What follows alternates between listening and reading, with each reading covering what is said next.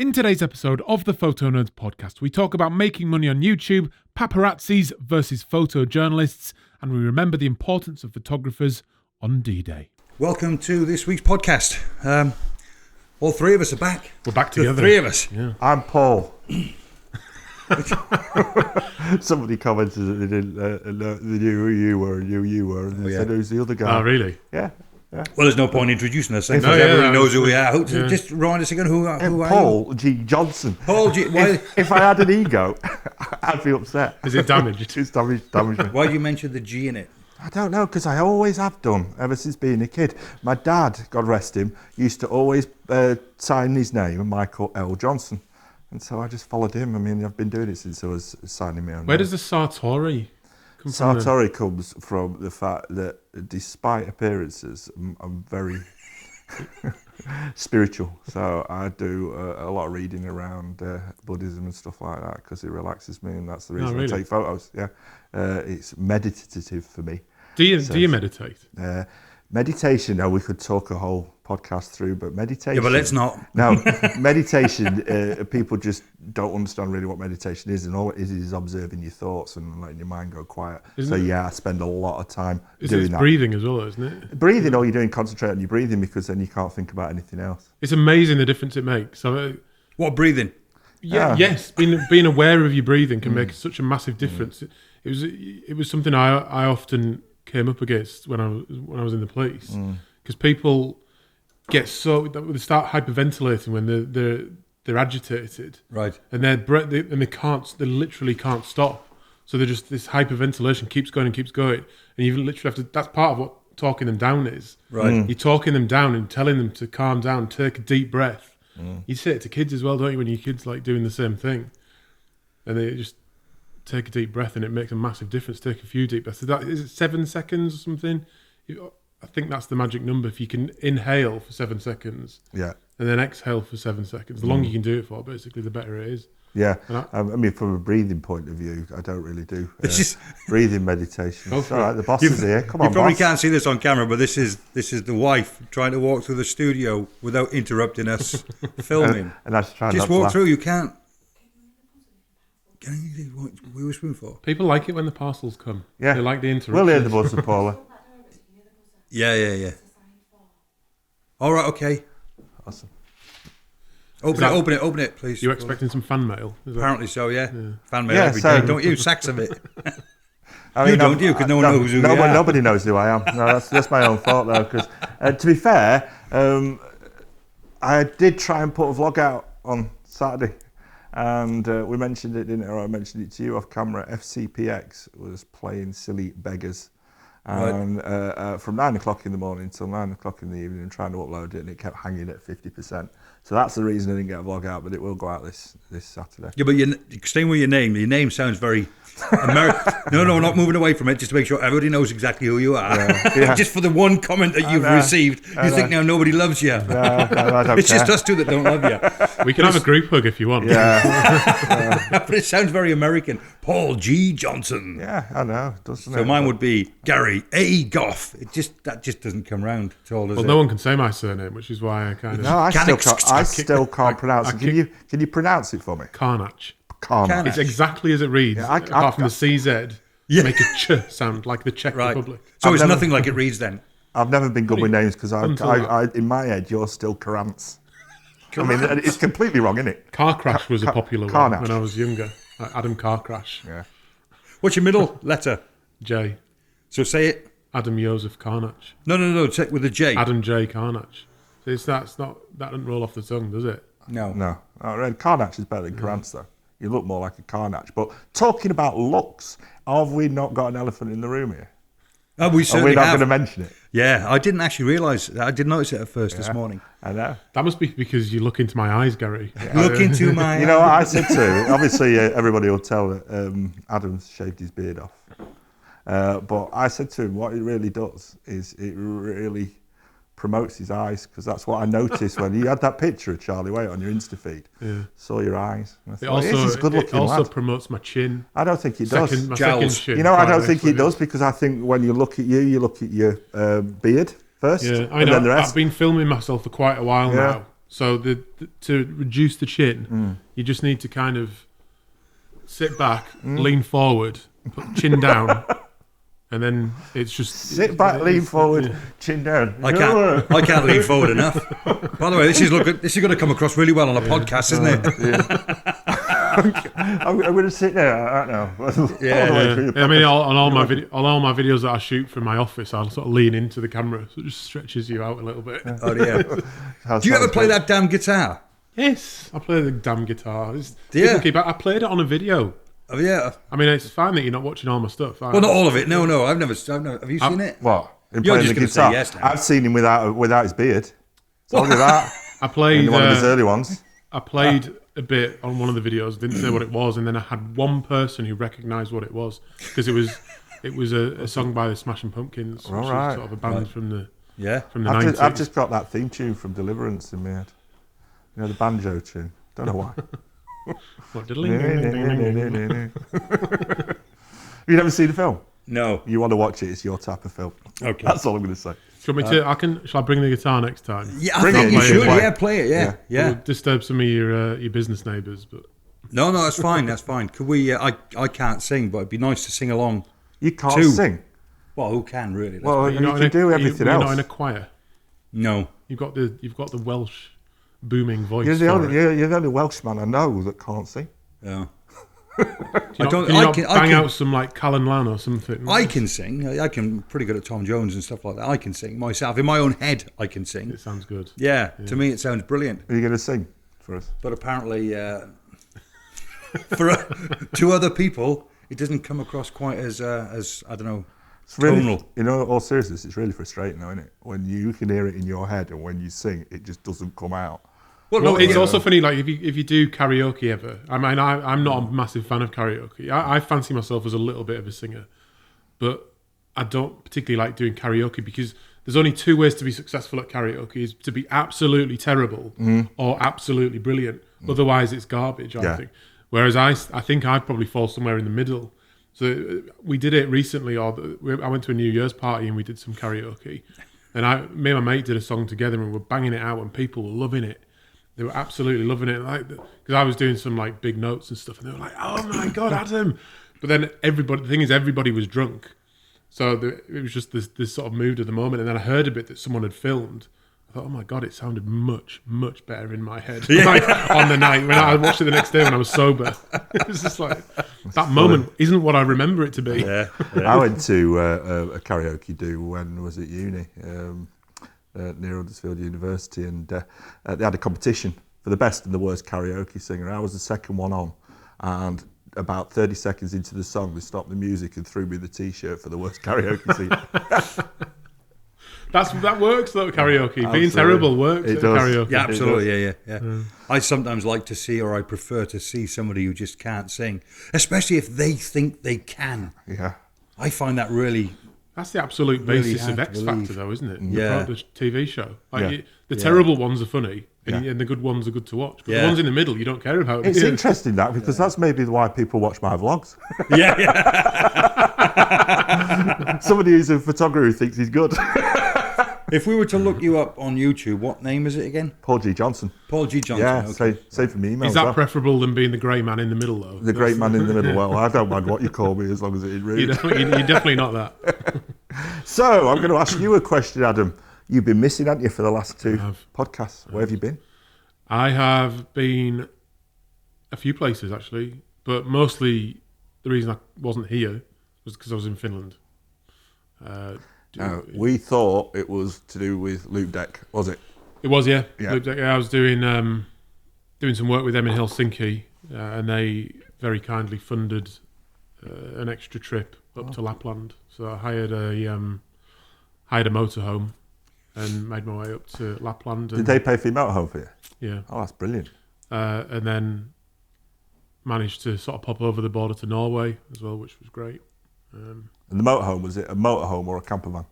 It was kind of a mixture. It was a big van, Yeah. so like a sort of Mercedes Sprinter type size, but it was kitted out like a motorhome. It had a toilet in it It was really comfortable for one person. I think we What the toilet was?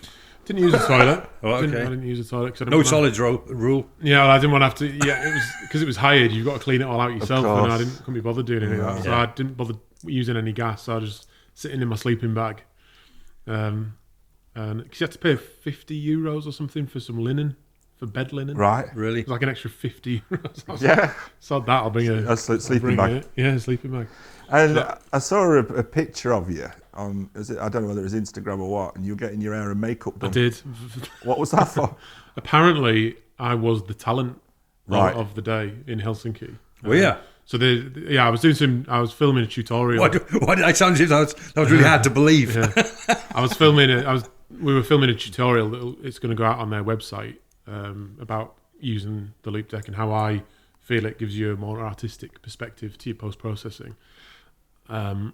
So we were doing a tutorial on that, but they hired a film crew, they had a studio, had a makeup artist there. So I sat in hair and makeup, and they were like, "We're going to put some makeup on you."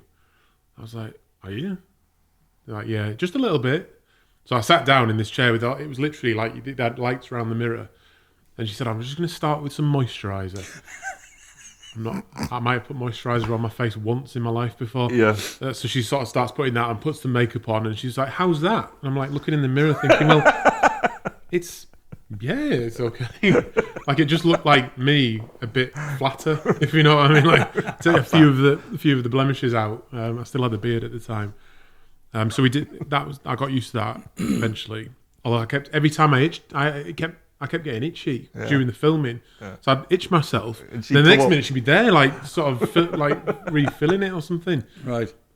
So we did that, and then at the end, we went for lunch, and I washed my face, and I washed the makeup off, and my face just suddenly went bright red, and it was burning, like not literally burning, but it just all the blood came to the surface for some reason because it's been covered in makeup for a while, I guess.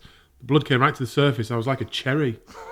And it was just like face felt so hot. And I texted my wife saying like my face is burning, and she was just like, "It's just because you're not used to makeup." Yeah. I was like, "All right then."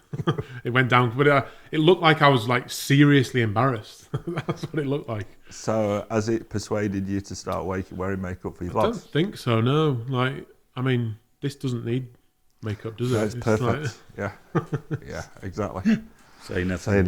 So what's happening with the beard now then? So you've shaved it off altogether. Yeah. Baby smooth face, like mine. Yeah. You see, and then literally you're going to start growing it again, all over again. I think so. Like I shaved it off because my wife and kids were complaining about it. Yeah. But then they're complaining that I don't have one now. My youngest daughter has never seen me without a beard. Really? So she kept telling me for about 2 days that I looked weird. well, she's going to though, isn't she? Yeah. She's not seen you So without a beard ever weird before. but younger. Well, she's not going to mention that. She doesn't have any perspective on that. You know, No. Any child under the age of 15, everything's anybody over the age of 18 is old and ancient anyway, don't they? So have you got a drum roll? Because I thought that you'd done it to celebrate your 100,000 subs. Because we did talk about it, and I don't know whether it went out on the last podcast that we were thinking of holding him down and shaving off his beard, and he's done it for us for 100,000 subs. He mentioned an eyebrow. No, I mean, yeah, I mean that's obviously happened. It's been quite nice. Yeah, but I think it brings out your eyes. I'm not like overly excited about it. It's just talking about your 100,000 subs. Oh, right. I think it's a major achievement. We were talking about it this morning, and I happened to notice that you seem to be underwhelmed by the fact that you've just reached that fantastic landmark of 100,000 subscribers. It's mixed feelings because it's amazing. And I'm so grateful for everybody that's ever subscribed to me, including you two, obviously. It's a pleasure. Oh no, I don't subscribe to you. You should. He's the one that goes around putting all the thumbs down. He Yeah. told me that. Well, have you seen his video? I get 14 solid thumbs down per video. Yeah. I've got a little clan. Oh yeah. But, yeah, I mean, it's an amazing thing. Like that many people are interested in what I'm doing. But it's a culmination of hard work. It definitely doesn't result in me having a lot of money. No.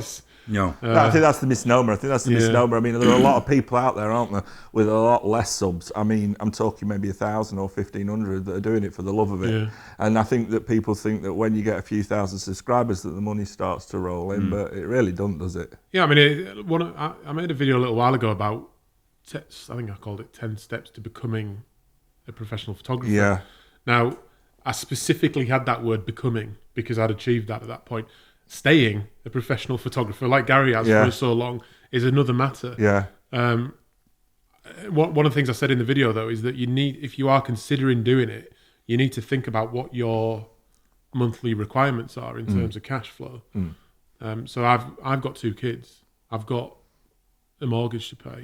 I've got all the normal stuff that people have to pay for. Yeah. But whereas with a lot of YouTubers, they go into it with hardly any sort of things to keep up. You know, any dependence on their life. Like a lot of the younger YouTubers, particularly, don't have any kids. They live with their parents. Like they can go full force into it without needing to particularly worry about paying for anything. Absolutely, and I think that's a big indication for time as well, because I know your children are now grown up and you've got your grandchildren. Obviously, you've got a busy business, but you've got that little bit of extra time. I've got to make the choice when I go out whether or not I spend time with my children or whether or not... How old are your kids? Mine's 9 and 11. Right. But I've got a 9-year-old boy, 11-year-old girl. That's such a key time, isn't it, for spending time with them as well? It's huge. It's huge. It's the sort of time when you probably get the most out of them because they still want to be around you, and you can actually have a really decent conversation with them. Absolutely. And the 11-year-old girl's 12 in December,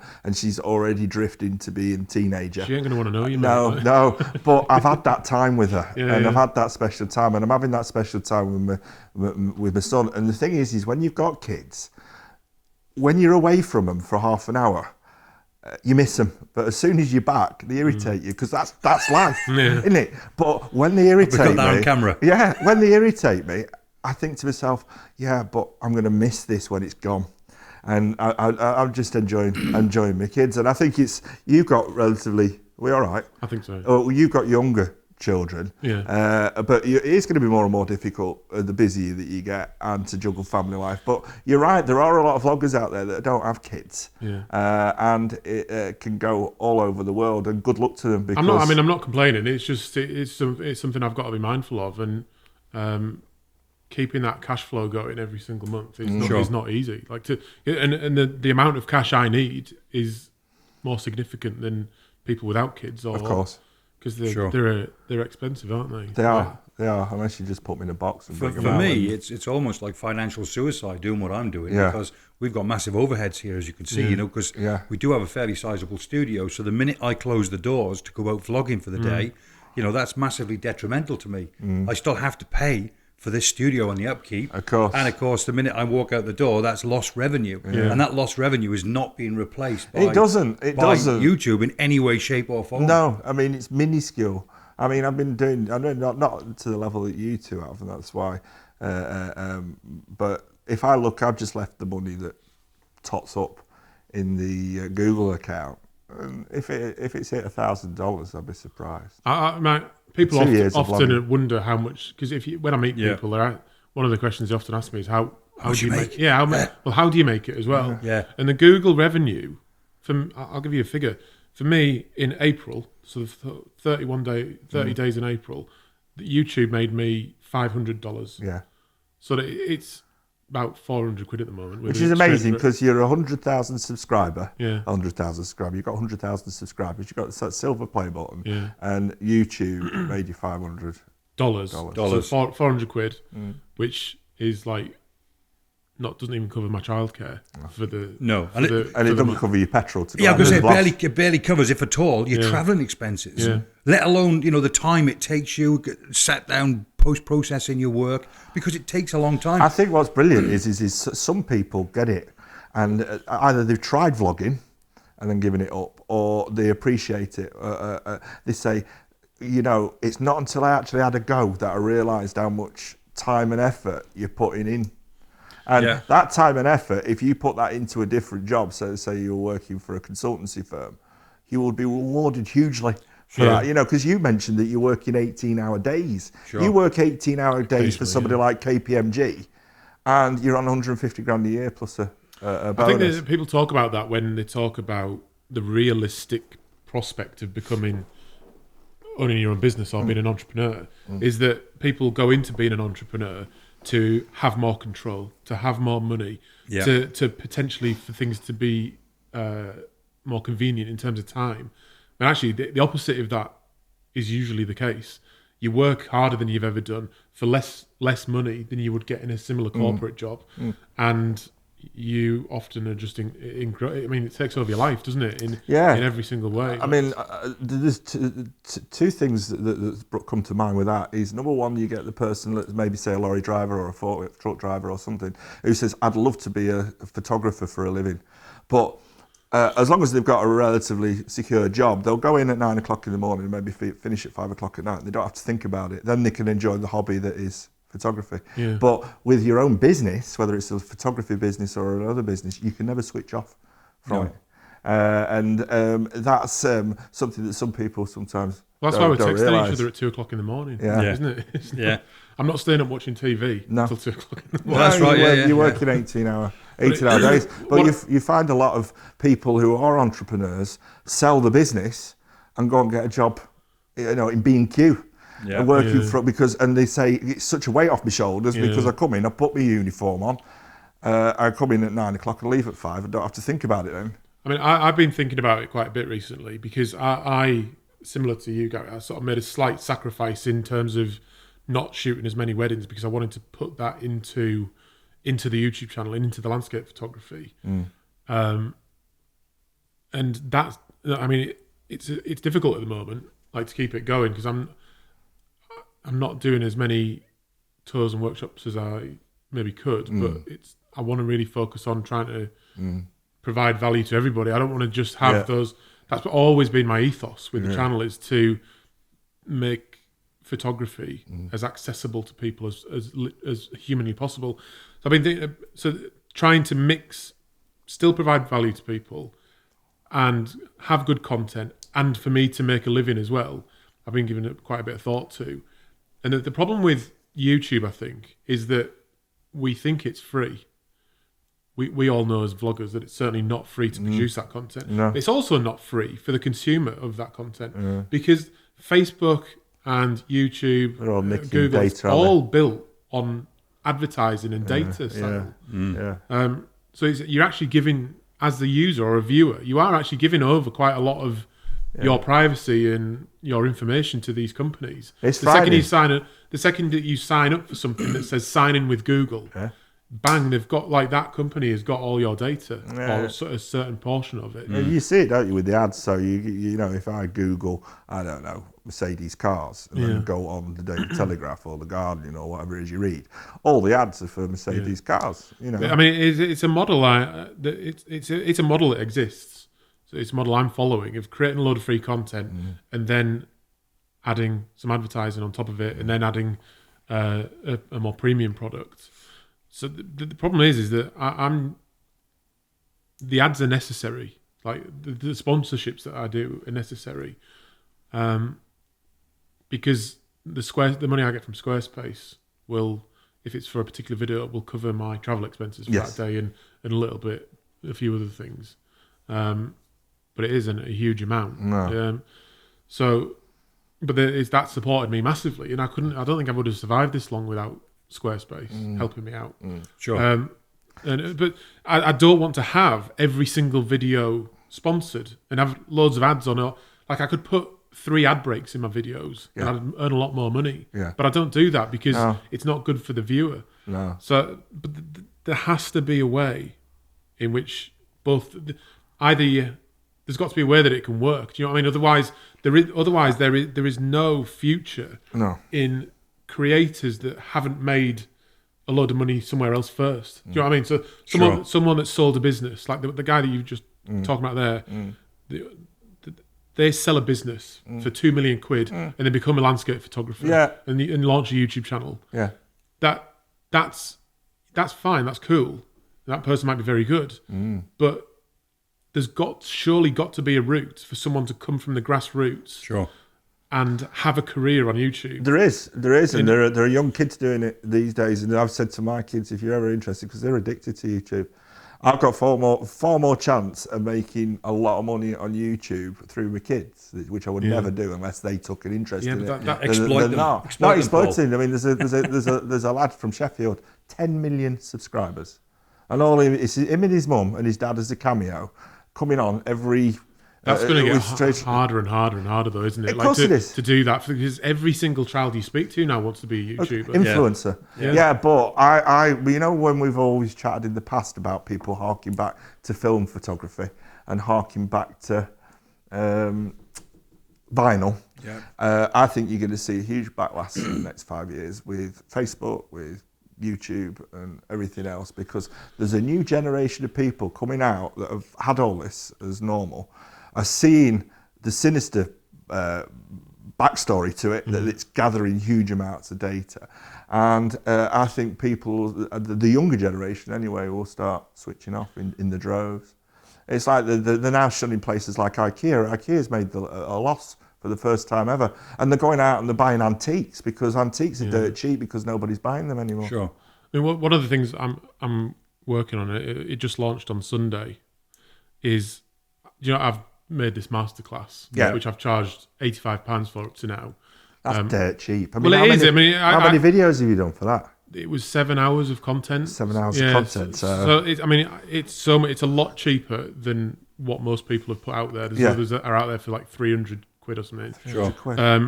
I wanted to produce it for that cost. The quality is the highest I've ever produced in terms of production quality. Yeah. Obviously the content I'm really happy with. I'm really proud of. But I wanted to have it as a low enough cost for people to be able to afford. So I'm essentially putting up a paywall with that, because I don't think the tutorial content now works on YouTube quite as well. Because it draws in new people, but it's not people that are gonna be with you for the long term. Which is what I want to try and build a bit of a community. That's left me feeling a little bit uncomfortable. That £85 paywall. What, too high, too low? Too high, because it was my ethos right from the start that it's going to be accessible to everybody. So what I've launched just Sunday just gone is I'm now bringing that down to £5.99 as a subscription model. Right. So I've created a platform on my website, so you can now pay £5.99 and you get that full masterclass. Right. And it's a £5.99 subscription fee, so it's a monthly subscription fee. Are you worried about people abusing that? No, that's the point. So you could log on, you could pay £5.99, log on, watch the masterclass, and then unsubscribe. Yeah, and that's fine if people do that. But I'm going to be creating new content for that. I've got you on a weekly basis and on a monthly basis with new tutorials. Yeah. There's brand new tutorials on there. I put a lot of my legacy tutorials on there, which I've taken off YouTube because they damaged my channel. Yeah, I'm going to put them back on, so you can watch a load of my old stuff. I'm giving all my presets away, and there's going to be loads of other stuff as well on there, like one-to-one Skype one-to-one calls to get your critique done. That's brilliant. And then are you going to take some of that off, not off the channel, but that won't be on your current YouTube so all channel. the sort of dedicated tutorial stuff is going to be on there. Yeah. And your vlogging channel will be a vlogging channel. Yeah, I'm essentially putting the masterclass onto this platform, reducing the cost of it. So you could, like I say, you could buy the masterclass, or you could subscribe for 1 month, watch the masterclass, and then disappear and never come back again. But I wanted to just move things away from YouTube, basically, because, like I say, it's not free. Like you're giving things away, so there's still free content there on my YouTube channel, and I'm going to switch that a bit now that I've hit 100,000. I think I'm going to start talking about other areas of photography other than just landscape, because it's. I mean, like going back to the sort of thing with family and stuff. It's really difficult to get out every single week to create a film about landscape photography. I could nip out and do some landscape photography for 20 minutes, get one shot, but that's not really always good enough for a vlog, I don't feel. I agree with you. So it's a full day's work, Whereas if I start talking about, say, macro photography, which I'm quite passionate about as well, that's something I can do in my house. Yeah. It's easy, and I can create more content in that way. And every time I do a workshop or tour anyway, and I ask people what photography they're into, they're not all landscape photographers. No, they're not. People just like photography, and that's what I'm like as well. I get bored doing one thing. So it's Why don't you do some more splash stuff? That was very successful for you. I'm going to. You see, you got to think about it this way: is you're 100k subscribers, which is that landmark point. Where are you going to go to in the future? Maybe in 5 years' time, you'll be at 500,000 subscribers or 1 million subscribers. You don't know. But when we've just been talking about revenue bases, it's not the sole area of your revenue, is it? It may be a small proportion of it. What, YouTube? Yeah, and if you're spending 90% of your time editing YouTube videos and doing the YouTube stuff by going to locations for 10% of the revenue, it don't make business sense, does it? I mean, I guess that's been my problem, is that I have put my sole focus into doing those vlogs, and they're just not making me enough money. So I've got to try and do something different. And when I was doing the content around lots of different photography, my channel was growing quicker. Sure. And I did that, and I liked doing it. I then switched to just doing the landscape stuff, because that was the videos that people really loved, and I'm still going to do that. But I think people do also love the other stuff, and I want to start talking about other type areas of photography as well. It'd be interesting to see the proportion of people, because you're at a baseline now, or a mark with 100,000. Yeah. So out of those 100,000, you could work out percentage easily, couldn't you? What percentage of the people are purely landscape photographers? Yeah. I mean, when I look back at you can look at your lifetime analytics on YouTube over the whole time. So I was doing videos about other areas of photography, the splash stuff, the just various creative things you can do. And I was having exponential growth on my YouTube channel. Sure. I then started talking about landscapes all the time, and it flatlined. And I haven't really grown in terms of views that much in the last couple of years, when I've just been purely talking about landscape photography. So in terms of moving my channel forward, I'm going to start talking about some of the stuff, because I enjoy it. It doesn't stop me being a landscape photographer. There's lots more opportunities along those lines as well, though, isn't there? Yeah. You know, more equipment deals, for instance, you could do. Yeah, and I really love doing the reviews as well. I just really enjoy them, and the way I do them, getting out and about. There's not really many other people doing it like that. So, and I really enjoy doing them. Yeah. So if I'd like to do more. It's just a case of Reviews are tricky, though. I think reviews are very tricky. And the reason why I think reviews are tricky, I love doing reviews. I like to think I know what I'm talking about to a certain degree. I think though people disagree with you there. Yeah, absolutely. But the minute somebody gives you something for nothing, it then becomes very awkward to start slagging it off. Exactly. So that's kind of my point. So say if my platform that I've created, which I'm calling Raw Store. Raw Store. Yeah. Raw Sorry, Store. not Raw Store. Raw Room. Ooh, I'm having Raw Store now. I'm having Raw Store. The Raw Room. I've googled So it. what's the Raw Room? Say that again. That's the platform, the sort of platform that I'm building. Okay. We'll have the masterclass on it and all the other stuff I was talking about. Okay. I've just given it a slightly different brand of.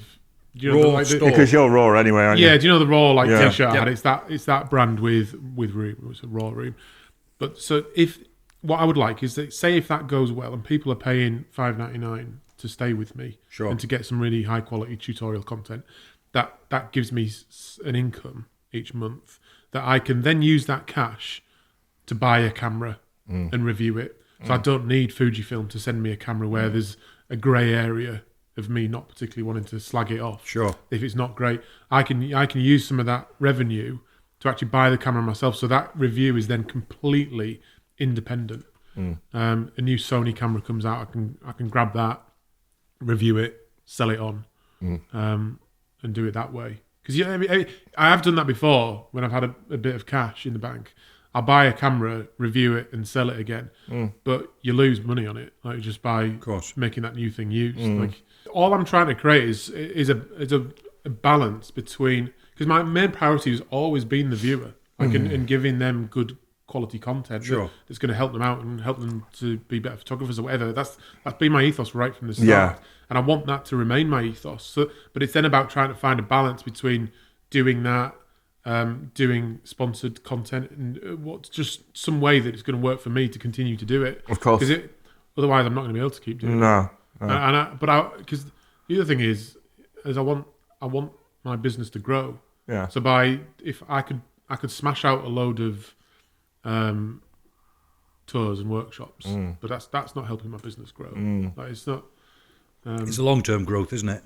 Yeah, exactly. It's not that that's only going to scale to the amount that you can actually deliver. But it's also creating a product that's sellable for you as an end result. Yeah.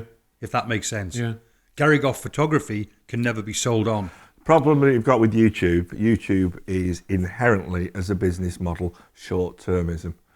It is, because it's create content. But it's absolutely built on advertising as well, isn't it? Of course it is. But that's not saying that maybe the landscape photography genre won't be short-termism. That's not what I'm trying to say. What I'm trying to say is there's young lads will come out and it's like the pop stars. Yeah, they'll follow them. And then those kids are going to grow up and they won't follow them anymore. So that business model is a case of make as much money as you can until you're no longer popular, and then pull it back. I think that's true if you're just a personality. But if that's kind of I've thought of that, and if I can build a product, so there's the raw room into a product that has a load of content that I'll build up as the months go by. Yeah. Get other people in to do stuff as well. Like you're taking two business models and amalgamating them into essentially, and then giving people the option of how they want to consume my content. Like it's brilliant. Yeah, it's about having it right for the viewer first and foremost, but then it's got to be right for me. Otherwise, I won't be able to keep doing this. That's sure. I get you. I mean, you're a pro photographer, just like Adam is here. I.e., your sole income is from photography. Yeah. So how do you see it? Because I mean, I know, for example, that you're doing a chat show, aren't you, on your channel, which is a little bit of a change. Yeah, I'm just starting something a little bit different, like I say, just to get away from the norm of packing your bags and going off for a day or two and shooting landscapes, which I absolutely thoroughly enjoy, by the way. But I just felt that I just wanted a new challenge. I wanted to try something different. There's nothing like it. It is proven to be a challenge to actually do it, by the way. I mean, even just getting guests, it's so difficult. What's the challenge? Is it a learning curve because it's a different format, or is it getting the guests? Well, because at the end of the day, you can have an idea up here, but getting that idea out there is another matter. Because we all think, I keep saying that I've created this talk show, which basically is a Jonathan Ross, but without Jonathan Ross. Well, there's a good reason why Jonathan Ross is a host of his own show. Of course. It's because he's very good at what he does. Is it called the Gary Gough? The Gary Gough Show? What's it called? It's called the Jonathan Ross Show with Gary Gough. No, what's it called? Have you got a name for it? YouTube Photo Show. That's all I've just called it. I've just made one film or one show, one episode, and I'm just going to use it as a pilot to get some feedback. And you put it on your main channel? It'll go on my main channel, yes. I'm editing it now, yeah. Which again is something that I'm having to learn. I've never edited multi-channel video before, which has proven to be a real nightmare and a struggle for my PC. Multi-camera, yeah. So I've had to upgrade my PC as well, and it's still not good enough. So that's another massive expense just to edit a pilot show. I love the idea. I love the idea. I mean, we discussed it before you'd done it a little bit, didn't we? But I absolutely love the way you're giving it a go, because it's a similar thing. It's not going to make you a load of money. No. It's just you're doing it purely to give yourself a new challenge and to create some really good content for people. Because I think it's missing, isn't it, in photography a lot of the time. There isn't any TV shows about photography. There might be the Master. There was one on Amazon. BBC4. There was one on Amazon. You could get it. I'm sure it was Amazon platform. There's one a couple of years ago, and the content, it was a similar type of format that you're doing, but they interviewed people out on location and then showed themselves shooting different things. One had a brief that he had to shoot for the tourist board and that. But they only ever did a couple of episodes and then it stopped. I don't know why. Well, the hardest thing is trying to get hold of guests, because I've emailed loads of people. Now, the idea of this is I don't just want to talk about YouTube stars. That's not the idea. I want to get to know the person behind the camera, but of different styles and genres of photographer, both amateur and professional. Yeah. So in other words, I've got an interview with a guy who I was blown away by his images that he put on my Facebook page, so much so I wanted to meet the guy and learn his thought process. Right. And he actually blew me away. When we went to a certain location, he was seeing things that I would never have seen in a million years. Yeah. So I thought, I've got to get this guy on my show. And was he an amateur? Just a complete amateur. He only took up landscape photography. Apart from his actual photography. Yeah, absolutely. Yeah, his landscape photography. He took up landscape photography about 2 years ago, maybe less than that. And he's won loads of competitions, but only through camera clubs. It's obviously it's a good thing, but through camera clubs. And like I said, I now want him. I want to give him the opportunity to sit there and talk out loud and let people know his thought process and what he sees when he goes out. I'm fascinated by that because we can talk about photography as very superficially. Like you can talk about it like we'll talk about gear, and it can be fun. I'm not saying that's wrong, but something like that chat show. I think you're going to have the opportunity, if you're spending a bit of time with someone, to really dig down into their life experience a little bit, because it's so influential in how you. Because as a photographer, you're kind of creating images of life, aren't you? Of course. Whatever genre you work in, Yeah. right? Or that you're photographing, doesn't really matter. But so much of what gives you your photographic personality comes from your overall life experience and your personality, doesn't it? So I think if you can dig down into like what that pathway is from their beginning to how they create these pictures, it's an interesting story, and like. But we don't even often think about that story about ourselves, do we? Like you don't get it to here without starting over here, do you? Yeah. Well, there's another guest that I'm hoping to get onto the show, and let me know what you think about this. He's a professional photographer, and he photographs Premier League football matches on a weekly basis. Yes, I'd love to hear and about that. I think he's at Old Trafford. I believe. I might be wrong, but I believe he's a professional photographer. So I want to know his journey of basically when he started as a photographer to now where he's at. And you know what? You'll probably find he thinks his job is really boring. It was exciting when he first started, but now I'm just doing the same old thing. It's a home match on Saturday, so I'm at Old Trafford. I don't know, but to me, I'm absolutely fascinated by the opportunity to listen to his side of the story.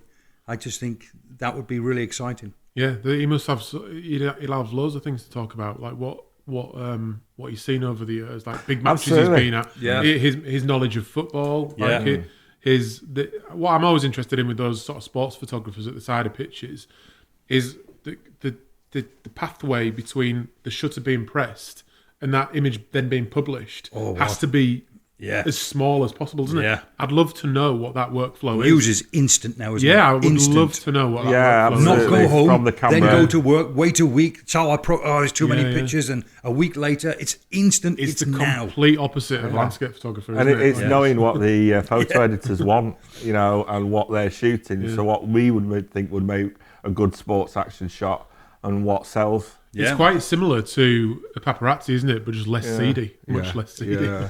Got to admit, I watched the thing because it's a big thing at the moment with Freddie Mercury, with his film Bohemian Rhapsody, and I think it'll come out with. That's a great film. Yeah, it is a great film, and then Elton John's done Rocket Man, hasn't he? That's supposed to be good as well. Yeah, Channel 5 did the acting was awful on it. It was like a following docu-soap of Freddie Mercury's later life with HIV and everything, and the paparazzi were just scum, absolute scum of the earth. I couldn't make a living doing that, and I just couldn't.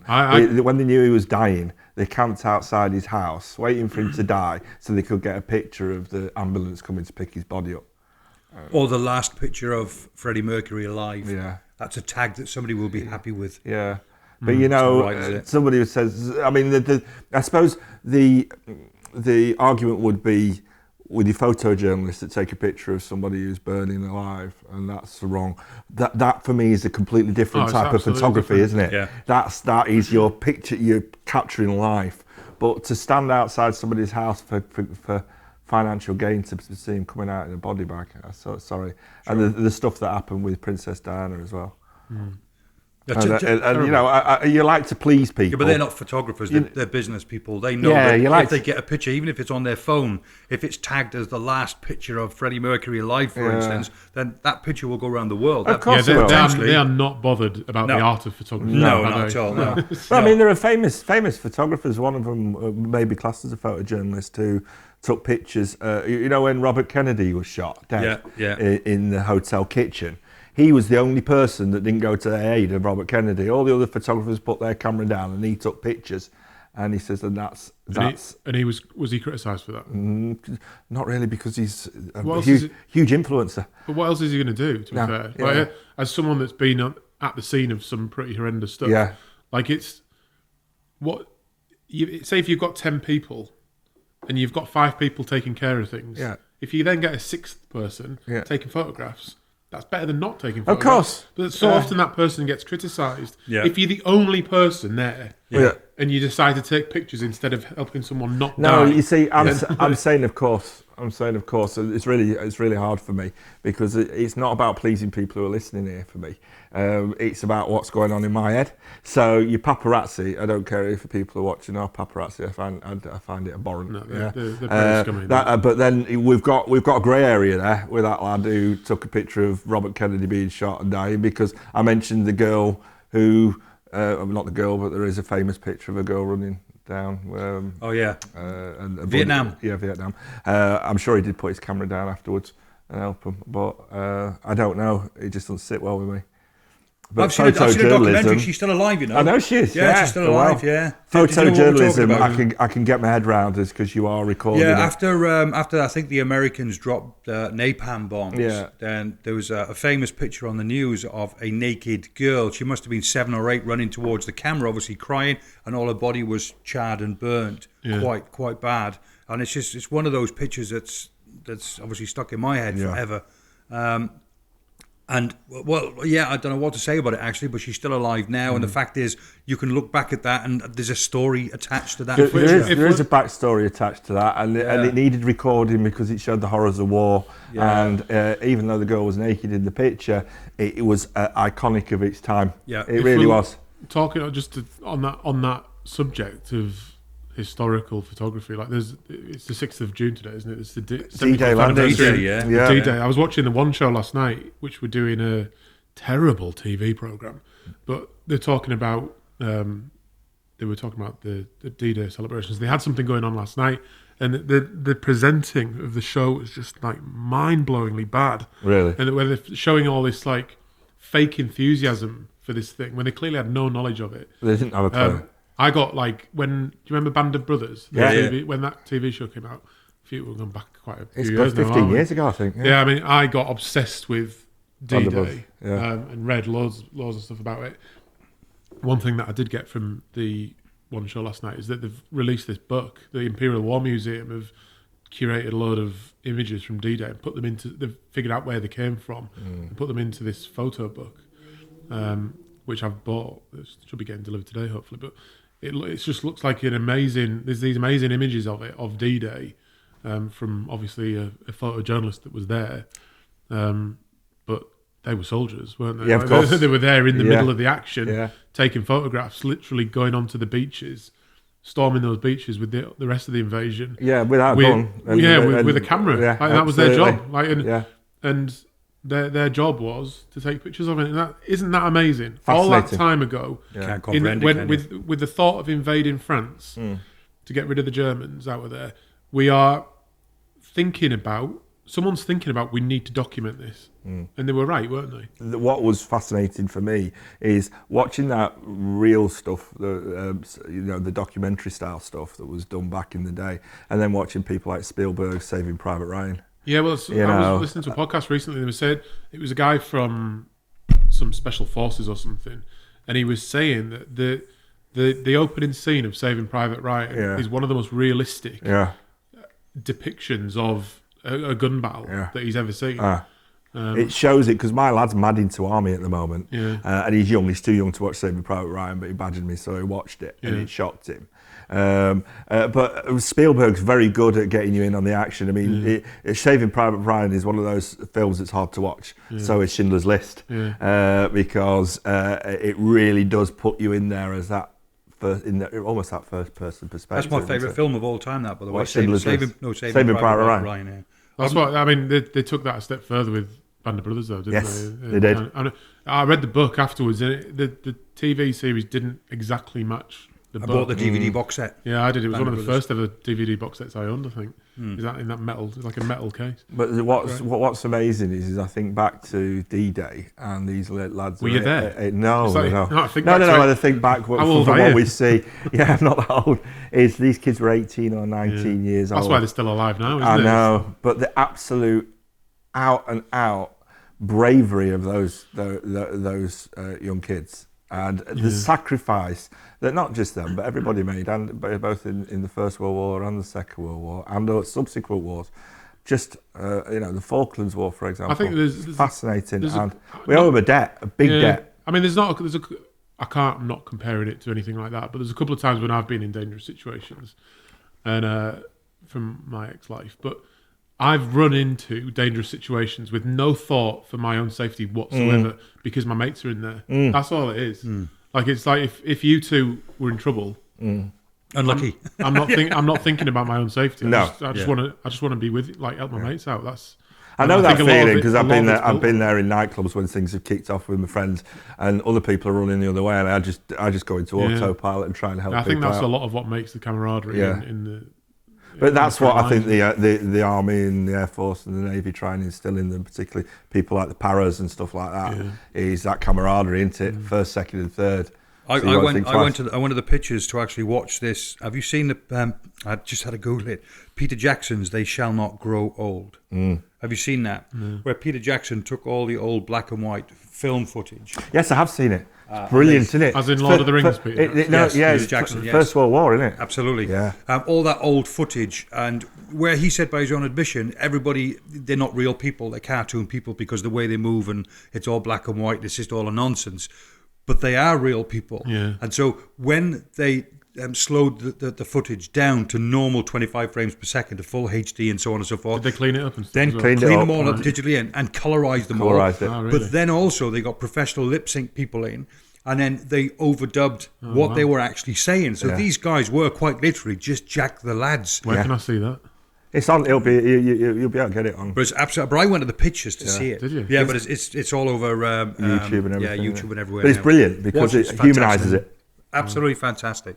But it is different to when you see those caricatures of, because they just look like caricatures of people lying dead, but now all of a sudden they've colorised them, and where they've been shot, there's red blood there, so they actually, that's somebody's son, brother, father, whatever, and it brings home, wow. I think that's why things like Blackadder worked so well with the last scene. Yeah, it was brilliant, wasn't it? Because it's like because we never had that kind of footage about that, but then they're suddenly creating this comedy around that subject. In that situation, it worked so well because we'd never had details of that. No. We'd never seen people in those trenches, and they bring it to life in this comedy, and it just kind of worked so well. I mean, I remember the last scene of Blackadder Goes Forth when they actually go over the top, and it was done really well. It's one of those things that sends goosebumps down the back, and they played the music and they showed the horrors because none of them obviously came back. I struggled to talk about it, but I actually, when I heard about it, I went to the pictures to watch when they actually, the premiere of it when they brought it out. Peter Jackson, They Shall Not Grow Old. Look it up because if you've not seen it, it's very good. I'm getting goosebumps talking about it all. Yeah. But I think that should be a fitting end to the podcast, isn't it? And just say, let's remember the guys and the girls. So there was a lot of sacrifice. And more recent than that as well. Yeah, absolutely. There's veterans. There's a lot more younger veterans. Yeah, I for one, no excuses. Respect a lot of them. Absolutely. And I think we're shocking in the UK for it. If you go to America, if you want to watch a film or a program or a stage show in America, before the show starts, they ask all the armed services to stand up, both past and present. Absolutely.